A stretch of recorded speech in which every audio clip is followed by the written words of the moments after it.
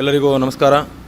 ತಮ್ಮೆಲ್ಲರಿಗೂ ತಿಳಿದಂತೆ ಶಿವಮೊಗ್ಗ ನಗರದ ಪ್ರಸಿದ್ಧ ಜಾತ್ರೆ ಕೋಟೆ ಶ್ರೀ ಮಾರಿಕಾಂಬಾ ದೇವಿಯ ಜಾತ್ರಾ ಮಹೋತ್ಸವವು ದಿನಾಂಕ 24ರಿಂದ 28ರವರೆಗೆ ಭಾಳ ವಿಜೃಂಭಣೆಯಿಂದ ನಡೆಯಲಿದೆ. 24ನೇ ತಾರೀಕು ಗಾಂಧಿ ಬಜಾರ್ನಲ್ಲಿ ಅಮ್ಮನವರ ಮೂರ್ತಿಯ ಪ್ರತಿಷ್ಠಾಪನೆ ನಡೆಯಲಿದೆ. ಎಲ್ಲ ಭಕ್ತಾದಿಗಳು ಸರದಿ ಸಾಲಿನಲ್ಲಿ ಬಂದು ತಾಯಿಯ ದರ್ಶನ ಪಡಿಬೇಕು, ತಾಯಿಯ ಆಶೀರ್ವಾದಕ್ಕೆ ಕೃಪಾರ್ಥರಾಗಬೇಕು ಅಂತ ಕೇಳ್ಕೊತಾ ಇದ್ದೀವಿ.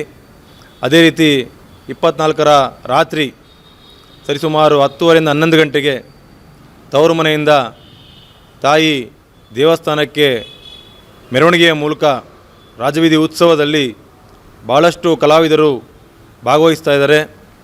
ಎಲ್ಲರೂ ಕೂಡ ಕುಟುಂಬ ಸಮೇತರಾಗಿ ಬಂದು ಈ ಒಂದು ಮೆರವಣಿಗೆಯನ್ನು ಕೂಡ ಯಶಸ್ವಿಗೊಳಿಸಿಕೊಡಬೇಕಾಗಿ ವಿನಂತಿ ಮಾಡ್ತಾ ಇದ್ದೀವಿ. ಅದೇ ರೀತಿ 25ರಿಂದ 28ನೇ ತಾರೀಕು ಸತತ 4 ದಿನಗಳ ಕಾಲ ತಾಯಿ ಗದ್ದಿಗೆಯಲ್ಲಿ ಅಲಂಕರಿಸಿರುತ್ತಾಳೆ. ಈ ಕೋಟೆ ಮಾರಿಕಾಂಬಾ ದೇವಿಯ ದರ್ಶನವನ್ನು 25ನೇ ತಾರೀಕಿಂದ 25ನೇ ತಾರೀಕಲ್ಲಿ ನಿಮ್ಮೆಲ್ಲರಿಗೂ ಗೊತ್ತಿರುವಂತೆ ಯಾರ್ಯಾರು ಹರಕೆಯನ್ನು ನೀಡಬಹುದು.